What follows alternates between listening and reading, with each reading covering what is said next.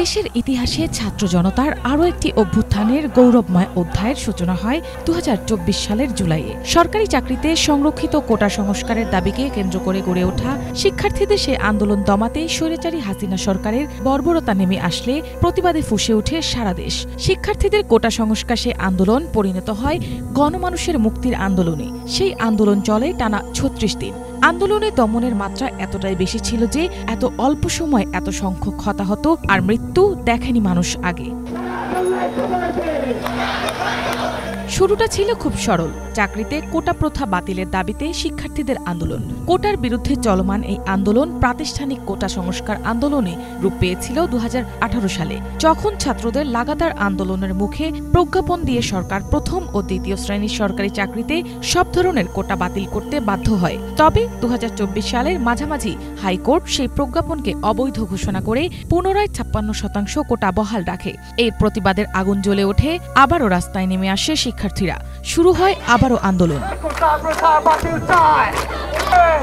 প্রজ্ঞাপন বাতিল করে হাইকোর্টের রায় প্রকাশের রাতেই ঢাকা বিশ্ববিদ্যালয়ের শিক্ষার্থী ব্যানারে একটি মিছিল বের হয়। সেখানে উচ্চারিত হয় নতুন স্লোগান, মেধার সঙ্গে তামাশা চলবে না।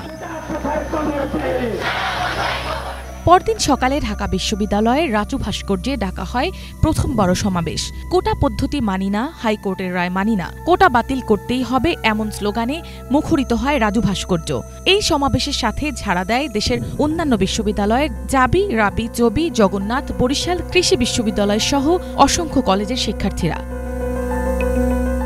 ৯ জুন আন্দোলনকারীরা অ্যাটর্নি জেনারেল বরাবর স্মারকলিপি জমা দেয়। এরই প্রেক্ষিতে রাষ্ট্রপক্ষ আপিল বিভাগ রায়ের স্থগিতাদেশ চেয়ে আবেদন করে এবং ৪ জুলাই দিন ধার্য হয়। ১০ জুন নতুন কর্মসূচিতে ছাত্ররা সরকারকে সময় বেঁধে দেয় ৩০ জুনের মধ্যে ২০১৮ সালের প্রজ্ঞাপন পুনর্বহাল করতে হবে, নয়তোবা শুরু হবে সর্বাত্মক দুর্বার আন্দোলন।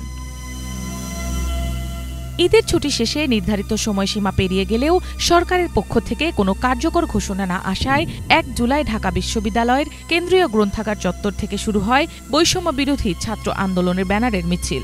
রাজু ভাস্কর্যে গিয়ে শেষ হয় জমায়েত থেকে দেশের বিশ্ববিদ্যালয় ও কলেজের ক্লাস ও পরীক্ষা বর্জন সহ ৪ দফা দাবি উত্থাপন করেন আন্দোলনকারীরা। দ্রুত কোটা সংস্কার কমিশন গঠন, কোটা পূরণ না হলে মেধাভিত্তিক নিয়োগ নিশ্চিত, কোটা সুবিধা একাধিকবার ব্যবহার নিষিদ্ধ করা এবং নিয়োগ কার্যক্রমে স্বচ্ছতা নিশ্চিত করা। এই ৪ দফা দাবিই ছিল আসলে বড় কিছু শুরুর ক্ষণগণনা। ১ জুলাইয়ের এই আন্দোলনই পরে রূপ নেয় বৃহৎ আন্দোলনে। উত্তাল শিক্ষার্থীদের দমাতে চরম মাত্রায় হিংস্রতার পরিচয় দিতে থাকে তৎকালীন আওয়ামী লীগ সরকার। ফলশ্রুতিতে শিক্ষার্থীদের সাধারণ কোটা সংস্কারের আন্দোলনই পরিণত হয় জুলাই বিপ্লবে।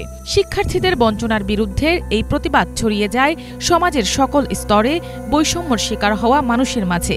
শিক্ষার্থীদের সাথে অভিভাবক, বিভিন্ন রাজনৈতিক দলের নেতাকর্মী সমর্থকদের অংশগ্রহণ পরবর্তীতে রূপ নেয় ১ দফার আন্দোলন, হাসিনা হটাও কর্মসূচিতে। মানুষ ভাবতেও পারেনি কোটা নিয়ে শুরু হওয়া এক মেধা বনাম বৈষম্যর আন্দোলনই হয়ে উঠবে এক রাজনৈতিক পালাবদলের ট্রিগার পয়েন্ট। মিনালা দিবা, বাংলাভিশন, ঢাকা।